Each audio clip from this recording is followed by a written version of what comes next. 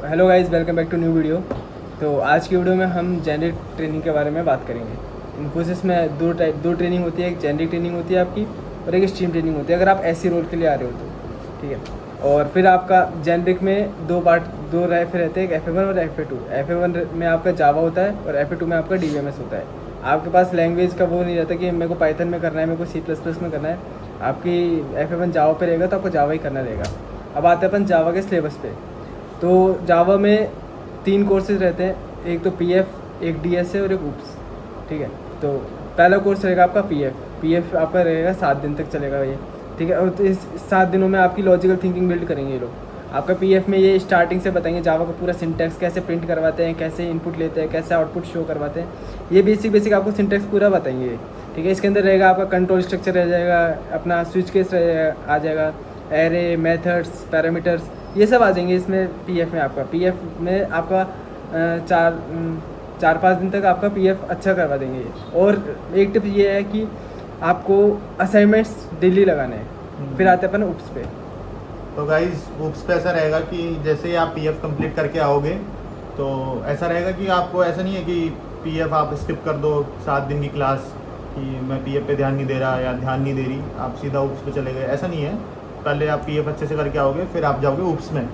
अब जब आप UPS में जाते हो तो आपकी स्टार्टिंग रहेगी इंट्रोडक्शन टू UPS कि क्लासेस क्या होते हैं, ऑब्जेक्ट्स क्या होते हैं, मेथड्स क्या होगा, कंस्ट्रक्टर क्या है, दिस कीवर्ड जो है वो यूज़ होता है यहाँ पे, मेमोरी मैनेजमेंट हो गया, और जो टॉपिक्स रहेंगे एनकैप्सुलेशन हो गया, जो सब जानते हैं, एनकैप्सुलेशन हो गया, पॉलीमॉर्फिज्म हो गया, इनहेरिटेंस हो गया, इन्हीं के अराउंड एक क्वेश्चन रहेगा सबके, मतलब पूरा जो UPS जो आप स्टार्टिंग से लेके एंड तक जो पढ़ोगे उसके सबका मिक्स रह के क्वेश्चन आएगा आपके पास में।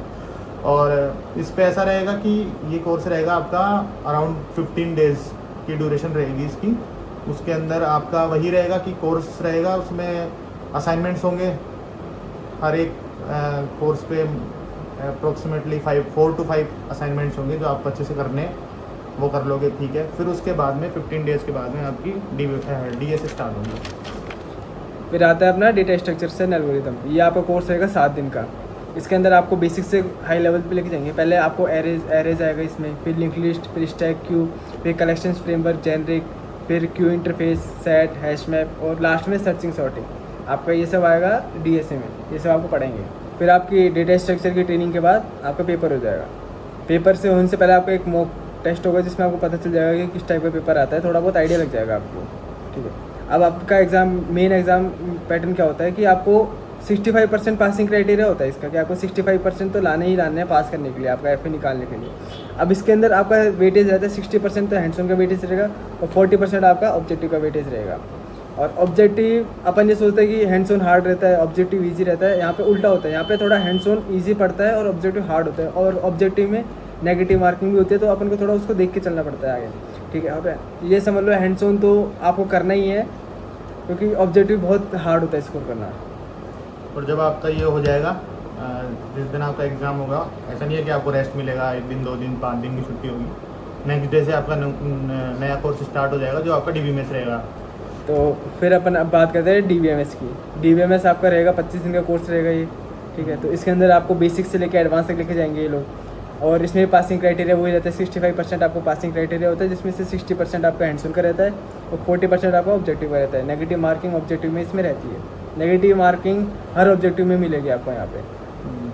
अब सिलेबस की बात करें अपन तो इसमें बेसिक्स में रहेगा, जैसे ER डायग्राम हो गया, नॉर्मलाइजेशन हो गया, SQL के बेसिक्स हो गए, ये सब तो आपको ठीक है करवा देंगे। फिर आता है धीरे धीरे एडवांस पे SQL फंक्शंस आ जाएंगे, सॉर्टिंग आ जाएगा, यहाँ पे ग्रुप बाय आ जाएगा, हैविंग और सब क्वेरीज वगैरह ये सब आ जाएगा। और इनके अंदर से ही पेपर आता है। लेक्स के बाहर आपको कुछ और पढ़ने की ज़रूरत ही नहीं पड़ती। आप लेक्स पढ़ो, लेक्स पे असाइनमेंट्स करो, आपका हो जाएगा आराम से, कोई दिक्कत नहीं है, लेक्स से हो जाएगा, बाहर जाने की ज़रूरत नहीं है। और ऐसा नहीं है कि आपको पैनिक नहीं होना है कि मुझे समझ नहीं आएगा, टीचर पढ़ाएंगे। यहाँ पे जब आप आओगे ना, तो जो यहाँ पे एजुकेटर्स है guys, one of the best educator आपको यहाँ पे मिलेंगे। एजुकेटर्स भी वन ऑफ द बेस्ट हैं, और जो इनका कोर्स रहेगा वो भी बहुत अच्छा कोर्स है। तो आपको डाउट आएगा ही नहीं। डाउट आएगा तो आपको डाउट सॉल्व करने के लिए आपके पास में 3 टीचर रहेंगे। मतलब बहुत अच्छी फैकल्टी है, सब कुछ अच्छा है यहाँ पे। और DBMS का रिजल्ट जल्दी आ जाता है, 2-3 दिन में रिजल्ट आ जाता है। उसके बाद से स्ट्रीम की ट्रेनिंग चालू हो जाती है आपकी। अब जैसे किसी का DBMS में नहीं होता, जैसे आपका FA1 में अगर आप नहीं क्लियर कर पाए या FA2 में नहीं क्लियर कर पाए, तो उनके लिए अलग से सेशन चलता है फिर 7 दिन का। फर्स्ट मतलब कि FA1 वालों के लिए 7 दिन का गैप रहता है, उनको सेशन चलता है, आपको वहाँ पे जाना होता है, आपको वहाँ पे पढ़ाते हैं वो, आपको कोई चीज़ नहीं आ रही तो आप वहाँ पे पूछ सकते हो। तो आपका ये 7 दिन में रहेगा।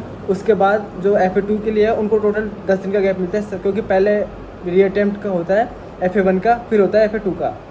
पहले जावा का होगा पेपर, फिर आपका DBMS का पेपर होगा। तो आपको 7 दिन जाके पूरी अपनी गलतियों पे काम करना है, जो आपने FA1 में नहीं कर पाए थे, किसी वजह से रह गए थे, तो वो आपको पूरा री अटेम्प्ट की प्रिपरेशन के दौरान करना रहता है। निकल जाता है फर्स्ट अटेम्प्ट में, बहुत कम रहेगा कि नहीं निकला।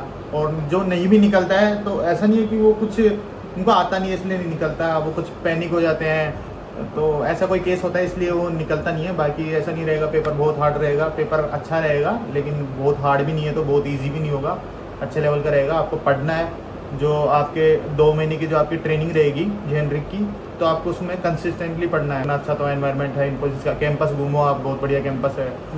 तो यहाँ पे जिम है, आप हाँ, आराम से सब कुछ है। खेलने के लिए बहुत सारी चीज़ें हैं यहाँ पे, एक्सप्लोर करो तुम, बहुत अच्छा है ना। और जैसे तुम्हारा अगर फर्स्ट अटेम्प्ट में नहीं होता तो तुम्हें डिप्रेशन भी नहीं है। जैसे मैं खुद जहाँ पे सेकंड अटेम्प्ट हो गया था, मेरा सेकंड अटेम्प्ट लग गया था, और मेरे साथ वाले जितने भी कॉलेज से आए थे उन सबका FA1 में हो गया था, पार्ट 1 में मतलब फर्स्ट अटेम्प्ट में क्लियर हो गया था उनका। तो ये थोड़ा सा लगा कि यार सब पीछे हो गया, लोग मतलब सब आगे गए, मैं पीछे रह गया। तो ऐसा नहीं है, ज़्यादा गैप नहीं आता, 7 दिन का गैप आता है, वो भी तुम कवर कर लेते हो, इतना कोई डिफरेंस नहीं आता। तो डिप्रेशन में नहीं जाना कि मैं पीछे रह गया, कोई आगे चले गया, हो जाएगा तुम्हारा भी। सेकंड अटेम्प्ट में तैयारी करके निकाल लो, वो कोई दिक्कत नहीं है। हाँ, उसके बाद में ऐसा रहेगा कि अगर आप फर्स्ट अटेम्प्ट में आपको रहता है कि क्या है क्या नहीं है, कैसे रहेगा पेपर, ये सबके माइंड में क्वेश्चन रहता है। हमारी भी था, हम जब आए थे हम भी ऐसे ही वीडियो देखते थे, how to clear generic in first attempt. तो उसमें ऐसा है कि कुछ अलग से बहुत बड़ी कोई तोप चीज़ नहीं है कि कुछ ऐसा कर देंगे तो फर्स्ट अटेम्प्ट में निकल जाएगा। बस कुछ ये है नहीं कि है। असाइनमेंट्स डेली करते रहो और हाँ। क्लास में ध्यान दो, थोड़ा क्लास में अटेंटिव रहो, ताकि तुम्हें घर पे आके रूम पे आकर लोड नहीं पड़े। हैंड्स ऑन करनी है, आपको, एक तो हैंड्स ऑन तो हो जाएगा, मेन हाँ। ऑब्जेक्टिव पे ध्यान देना पड़ेगा। और ऑब्जेक्टिव के लिए इन्होंने मतलब दे रखा है, कोर्स के बीच में कुछ कुछ ऑब्जेक्टिव वाले हैं, तो आपको वो करते रहना है। तो जिनकी भी ज्वाइनिंग अभी आने वाली है, जिनकी ज्वाइनिंग अभी आ गई है, तो आप आओ और कैंपस वगैरह अच्छे से घूमना, क्योंकि फिर आपके पास बाद में टाइम नहीं रहेगा। कैंपस बहुत हाँ। प्यारा कैंपस है, यहाँ पे वेदर बहुत अच्छा है, आप बहुत ग्रीनरी है। नॉर्थ से जो आ रहे हैं वो लोग तो बहुत खुश होंगे यहाँ पे आके, क्योंकि सही रहता है यहाँ पे, इतनी गर्मी नहीं है। नॉर्थ में बहुत गर्मी हो रही है मैंने सुना। अभी हमारी स्ट्रीम भी चल रही है, तो स्ट्रीम का भी बताएंगे आपको पूरा। तो आपको कोई डाउट हो तो आप कमेंट सेक्शन में बता देना, हम आपको रीच करेंगे, हम आपको बता देंगे वहाँ पे। हाँ थोड़ा पापी मैं गाली देता काफी, पर जिंदगी में बढ़ने के लिए कभी न चाटी, 3 बटन से बाहर छाती शाइन मारे प्राउड